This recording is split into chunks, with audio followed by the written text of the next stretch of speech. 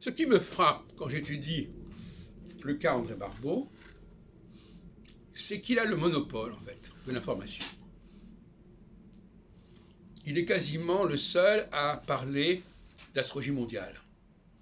Et par conséquent, il peut mettre en perspective ces différents travaux, ces différentes prévisions, comme ça l'arrange. Personne ne vient commenter cela, puisqu'il a le monopole, il a publié coup sur coup chez Payot, chez Fayard, au Seuil, chez Dangle, etc. Et donc, par conséquent, bon, il occupe tout le terrain. Il a la revue L'Astrologue qui fait également des commentaires, etc. Et donc, finalement, on s'aperçoit que il maîtrise le sujet complètement, c'est le cas de le dire, dans tous les sens du terme. Et je me suis dit, je vais quand même vérifier sur mes propres publications. Par exemple, dans le guide de la vie astrologique, qui est paru en 85,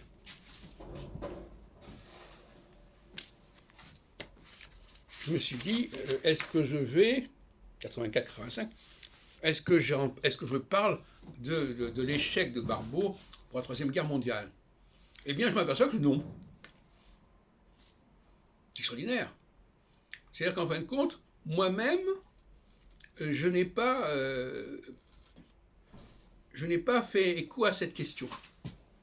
Il y a une sorte d'omerta. On ne parle pas de cela.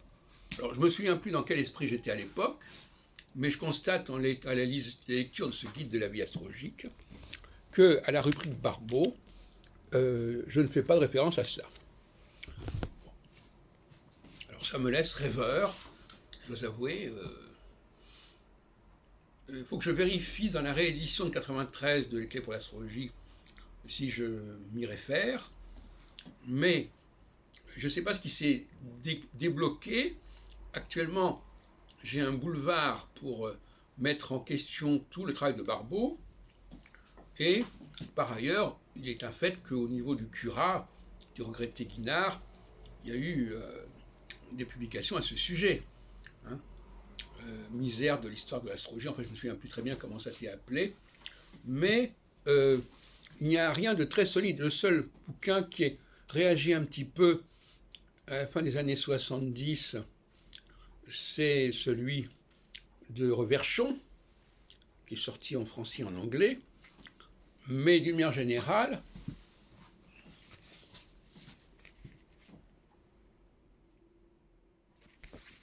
valeur des jugements et pronostics astrologiques. Donc, Reverchon, que j'ai bien connu dans les années 70, il avait publié ça en 71, donc au lendemain de l'échec de la prédiction de Barbeau concernant le rattrapage par l'URSS en 71 des États-Unis. Lui, il avait fait quelque chose, mais finalement, on s'aperçoit que le milieu astrologique était très complaisant envers André Barbeau, et qu'on évitait de mettre le doigt sur les échecs qu'il avait subis coup sur coup. Et l'exemple de Reverchon n'a pas été suivi. Moi-même, par exemple, quand j'ai publié en 1994 l'astrologie de Saturne, je n'ai pas mentionné l'échec de Barbeau. Tout ça est à vérifier.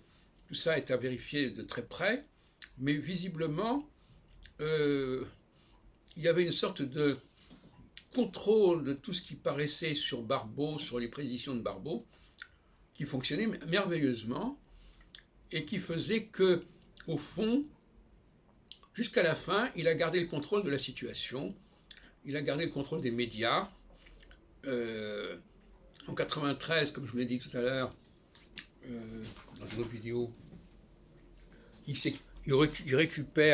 s'explique sur l'effondrement de l'Union soviétique. Je trouve que c'était tout à fait prévisible, et je dirais même que c'était toujours ce qu'il avait prévu. Enfin bon, passons.